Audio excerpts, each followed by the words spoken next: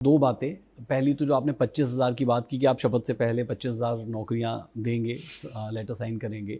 इस पर कांग्रेस पार्टी कहती है कि हम तो 1 लाख नौकरियां जो है वो सरकार बनते ही दे देंगे। दूसरी बात ये कि आप बहुत कहावतें भी सुना रहे हैं और बहुत चुटकुले अंदाज में कांग्रेस पर मजे भी ले रहे हैं।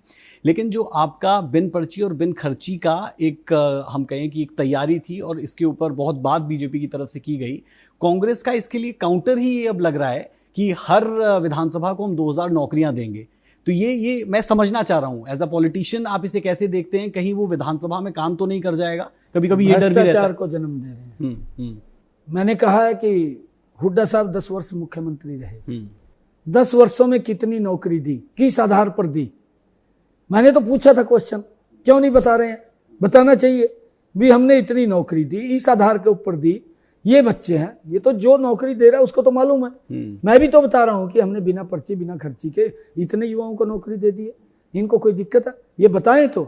ये जो बोल रहे हैं कि हम 2 लाख देंगे, 1 लाख लगते ही दे देंगे, 2 साल पहले इन्होंने ये झूठ का पत्थर हिमाचल में उतारा। क्या बोला आपके सामने? वहां बोला हर साल 1 लाख युवाओं को हम सरकारी नौकरी देंगे।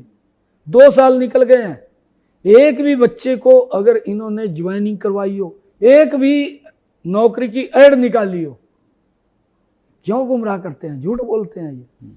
ये वही झूठ का पत्थर हरियाणा में उतार दिया और हरियाणा के लोगों को गुमराह कर 1 लाख दे देंगे। भाई आपके किसने हाथ बांधे थे? आप पहले नहीं दे सकते थे क्या, जब आपके पास समय था? एक कहावत है, आवा चुक्की डूमणी गावा अड़पताल। अब तो अड़पताल गए रहे ने। इसका मतलब भी समझा दें। मतलब ये है कि जब मौका था उस टाइम तो कर नहीं पाए। उस टाइम तो भ्रष्टाचार के अंदर फंसे हुए थे कि किससे कितना पैसा ले ले।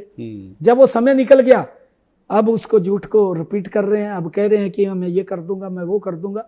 अब आपकी गारंटी के ऊपर हरियाणा का कोई व्यक्ति विश्वास नहीं कर रहा। इनकी गारंटी को नकार दिया, आपके सामने है। झूठ का पत्थर उतारा, दिल्ली में बैठ करके उतारा घोषणा पत्र इन्होंने, उसको कोई रिस्पॉन्स नहीं दिया। मैं तो पहली बार देखा है किसी राजनीतिक दल ने अपना घोषणा पत्र 2 बार जारी किया, फिर चंडीगढ़ में कर दिया। अब मुझे ऐसा लगता है कि इलेक्शन तक एक बार और न जारी कर दें।